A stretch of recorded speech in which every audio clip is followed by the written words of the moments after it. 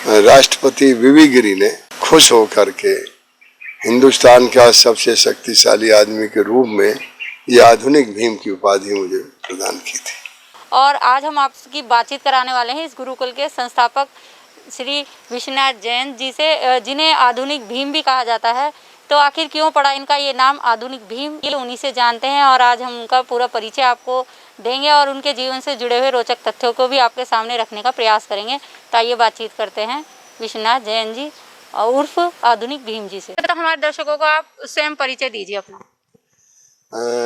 मेरा नाम डॉक्टर योगीराज विश्वपाल जयंत है और मैं यहाँ पर 2 जुलाई सन 1972 में इस गुरुकुल की स्थापना की थी और तब से हम यहीं पर सेवा कार्य कर रहे हैं। आपको आधुनिक भीम की उपमा दी जाती है, तो ये नाम क्यों पड़ा आपका? असल में ये आधुनिक भीम जो है, मैं जब 20 और 22 साल की आयु थी मेरी, तो उस समय मैं बहुत व्यायाम करता था। 7 किलोमीटर दौड़ता था, 3000 दंड, 3000 बैठक और वेट लिफ्टिंग वगैरह खूब किया। और मेरा एक संकल्प था कि मैं दुनिया का सबसे शक्तिशाली आदमी बनूंगा, तो इसके लिए प्रयास किया। 2 ट्रकों में जो जंजीर बांध के जो ट्रक नहीं तोड़ सके उसको मैं तोड़ देता था। 2 गाड़ियों को रोकना, छाती पर रोलर तक उतार देना, इन सब चीज़ों को देख करके उस समय वर्तमान राष्ट्रपति वीवी गिरी ने खुश होकर के हिंदुस्तान का सबसे शक्तिशाली आदमी के रूप में ये आधुनिक भीम की उपाधि मुझे प्रदान की थी। मैंने जैसे बताया खूब व्यायाम योग किया करते थे, तो आपका यहाँ पर गुरुकुल खोलने का कैसे विचार आया, आपने कैसे सोचा? गुरुकुल कांगड़ी हरिद्वार में पढ़ता था और वहाँ पर वहीं से मैं घूमने के लिए एक बार कण्व आश्रम में आया था और मुझे ये बहुत अच्छा लगा और मैंने सोचा कि कण्व आश्रम जो है ये बहुत सुंदर जगह है, यहाँ मुझे कुछ दिन रहना चाहिए। तो मैं तो यहाँ पर साधना के लिए आया था और 2 महीने मैंने साधना करने का था, लेकिन 2 महीने के बजाय 3-4 महीने मैंने यहाँ एकांत में मौन रह करके योग साधना की। उसी समय मुझे प्रेरणा हुई कि ये जगह बड़ी पवित्र है और यहाँ योग के लिए, साधना के लिए, एकांत के लिए सबसे अच्छी जगह है। तो क्यों ना यहाँ पर एक गुरुकुल की स्थापना की जाए।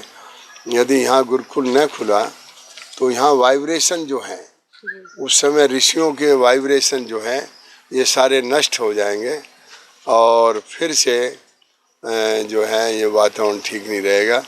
तो इसी भावना को सोचते हुए 2 जुलाई सन 1972 में 2 विद्यार्थियों को लेकर के मैं जंगल में एक झोपड़ी में बैठा था। अच्छा। गुरुकुल खोला। हाँ। अच्छा सर, अभी अभी आपने जैसे कहा कि इस जंगल में जो है ऋषियों के वाइब्रेशन आपने महसूस किए, क्या अनुभव बताना चाहेंगे हमें इसके बारे में? हाँ, ये तो है। जैसे मैं साधना करता था जी, तो मैंने देखा यहाँ वेदों की ध्वनि मुझे सुनाई देती थी।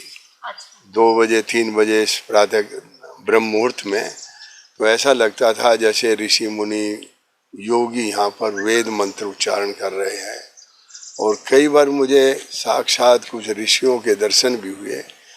और यहाँ पर जब मैं ध्यान करता था और बाहर कहीं ध्यान करते थे तो वहाँ पर ध्यान नहीं होता था, लेकिन यहाँ बैठते ही एकदम जो है समाधि की ओर मैं पहुँच जाता था। तो ये इसलिए मैंने अनुभव किया कि ये स्थान बहुत ही ऋषि मुनियों का है और मैंने इसका इतिहास भी पढ़ा। हजारों ऋषियों ने यहाँ साधना की। महर्षि कण्व जो थे उसके कुलपति थे और यहाँ 10,000 विद्यार्थी योगी ऋषि मुनि रहते थे। अलग अलग वेद उपनिषद शास्त्रों का यहाँ अध्ययन अध्यापन होता था। अच्छा सर, जैसे जो आजकल के युवा हैं, तो हमने ये देखा है कि वो जो फिल्मी हीरो होते हैं उनकी बॉडी बिल्डिंग देख के उन्हें अपना प्रेरणा स्रोत बनाते हैं, जबकि जो पहलवान होते हैं उन्हें देखकर वो प्रेरणा नहीं लेते हैं। तो आज के युवा हैं, जिम भी ज्वाइन कर रहे हैं, काफ़ी शोर अग्रसर हैं, तो उनके लिए एक संदेश दीजिए आप। हाँ, देखिए जो है ना, जो आजकल जो बॉडी बिल्डर रूप में जो वैसा देखते हैं, जी जी जी, वो अक्षणिक शरीर होता है। और जो हमारा दंड बैठक और योग साधना, इनकी जो शरीर होता है वो सुदृढ़, सॉलिड और अस्थाई होता है, दूर तक चलने वाला होता है। तो इसलिए मैं समझता हूँ कि आदर्श तो हमारे वही रहने चाहिए जैसे राम मूर्ति हुए हैं, और बड़े बड़े यहाँ भारत में भी बड़े अच्छे अच्छे जो हैं रेसलर हुए हैं, उनको ही आदर्श मान के और उनको चलें। और फिर से भारत जो है तो 7 मेडल पे ही हम बहुत खुश थे, लेकिन मैं समझता हूँ इतने बड़े देश के लिए 7 कुछ भी नहीं है, कम से कम 70 होने चाहिए। तो यदि हम प्रयास करें तो हो सकते हैं।